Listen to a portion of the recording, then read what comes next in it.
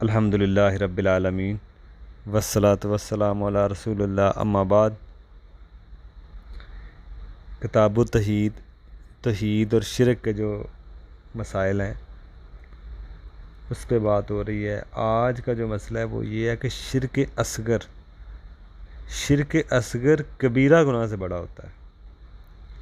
دیکھیں، شرک اصغر کبیرہ گناہ سے بڑا ہوتا ہے۔ صحابہ کرام کا یہی اصول تھا، وہ یہی سمجھتے تھے کہ شرک اصغر جو ہے، شرک اکبر والا تو دائرہ اسلام سے خارج ہے، لیکن شرک اصغر بھی اگر کوئی کر رہا ہے تو یہ بھی بڑا گناہ ہے، کبیرہ گناہ سے بڑا گناہ ہے۔ اس کی دلیل کیا ہے؟ عبداللہ بن مسعود کہا کرتے تھے کہ اللہ تعالیٰ کی جھوٹی قسم اٹھانا یہ کبیرہ گناہ ہے، اور کسی غیر اللہ کی، لیکن غیر اللہ کی قسم اٹھانا یہ شرک اصغر ہے جو بڑا گناہ ہے۔ یعنی کہ اللہ کی جھوٹی قسم اٹھانا، اللہ کے نام پہ آپ جھوٹی قسم اٹھا رہے ہیں، یہ تو کبیرہ گناہ ہے۔ لیکن غیر اللہ کی قسم اٹھانا، غیر اللہ کی، کسی غیر کی آپ قسم اٹھا رہے ہیں تو یہ چیز شرک اصغر میں آئے گی۔ تو یہ چیز شرک اصغر کبیرہ گناہ سے بڑا ہے۔ یہ صحابہ کرام کا ایک اصولی ان کا معاملہ تھا، وہ یہی ان میں اصول تھا۔ اس لیے دونوں گناہ ہیں، لیکن غیر اللہ کی قسم بڑا گناہ ہے۔ یعنی کہ آپ کہہ سکتے ہیں کہ کبیرہ گناہ سے بڑا گناہ ہے شرک اصغر، چوری سے بڑا گناہ ہے، ٹھیک ہے نا؟ اگر آپ چوری سے بڑا گناہ ہے کہ آپ شرک اصغر کر رہے ہیں، ٹھیک ہے نا؟ زنا بدکاری سے بھی بڑا گناہ ہے اگر آپ شرک اصغر کر رہے ہیں، ٹھیک ہے؟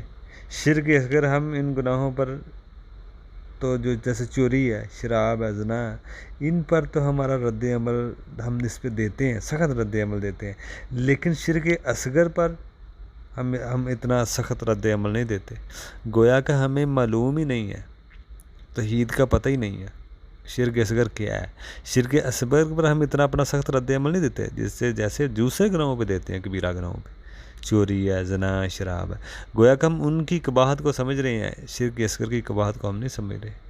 تو گویا کہ ہم توحید کو نہیں جانتے، شرک کیا ہے اور توحید کیا ہمیں نہیں پتہ۔ اس لیے ہم وہاں پہ جب ہمیں اس کی گناہ کا پتہ نہیں ہے شرک اصغر کا، تو ہم اس پہ رد عمل بھی نہیں دے رہے ہوتے۔ تو شرک اصغر والا شخص جہنم میں جائے گا، لیکن کبیرہ گناہ والے بھی جائیں گے، لیکن شرک اکبر والا تو ہمیشہ رہے گا، کافر شرک اکبر کرنے والے وہ تو ہمیشہ رہیں گے، لیکن کبیرہ گناہ اور شرک اصغر والے ہمیشہ نہیں رہیں گے۔ لیکن بچنا دونوں سے ہے، اصغر سے بھی بچنا ہے اور اکبر سے بھی بچنا ہے۔ شرک اکبر سے بھی بچنا ہے، شرک اصغر سے بھی بچنا ہے، اور کبیرہ گناہ سے بھی بچنا ہے، تاکہ بندہ فوری فلاح پائے، ٹھیک ہے نا؟ تو یہ اس میں بات ہے کہ کسی غیر کی، یعنی کہ سمجھ لیں شرک اصغر کسی غیر اللہ کی قسم اٹھانا، آپ نبیوں کی، ولیوں کی، ماں باپ کی قسم اٹھائیں، تو یہ شرک اصغر میں چیزیں آئے گی جو بڑا جرم ہے۔ ہم ان گناہوں کو بھی سمجھیں۔ اسی طرح اور بھی اس میں چیزیں ہیں، انشاءاللہ وہ ہم مزید آگے دیکھیں گے کہ شرک اصغر اور اکبر کے بارے میں کافی بات ہوئی ہے۔ ویسے بھی اس میں ایک اور مسئلہ آئے گا کہ اللہ کے نبی علیہ السلام نے فرمایا کہ جس نے چھلا پہنا ہو اور وہ فوت ہو جائے تو وہ فلاح نہیں پائے گا۔ مطلب کہ وہ شرک اصغر تو کر رہا ہے، اگر اس کی نیت یہ تھی کہ یہ سبب ہے، کرتا اللہ ہی ہے سارا کچھ، چھلا پہنا ہے، کوئی داغا پہنا ہے، اور وہ سمجھتا ہے کہ اس کے ذریعے اللہ مشکلیں دور کرتا ہے، تو پھر تو شرک اصغر ہے۔ انسان فوری فلاح نہیں پائے گا، مطلب کہ فوری اگر یہ گناہ کرتا ہے فوراً جنت میں نہیں جائے گا، اپنا سزا جو اس کو مل سکتی ہے وہ اس کے بعد ہی جا سکے گا۔ تو یہ اہل علم نے ایک اصول بیان کیا ہے، تو اس سے ہمیں پتہ چلا ہے کہ فوری فلاح نہیں پائے گا۔ شرک اکبر ہے یہ شرک اصغر، شرک اصغر کیونکہ فلاح کا مطلب یہ نہیں ہے کہ وہ ہمیشہ جہنم میں رہے گا شرک اصغر والا، لیکن اکبر والا رہے گا۔ پھر شرک اصغر کی ہے تو بعد میں جنت میں چلا جائے گا، کیونکہ شرک اصغر ہے، تو اس لیے جنت میں پہلے اس کو عذاب ہو سکتا ہے، بعد میں وہ جنت میں چلا جائے گا۔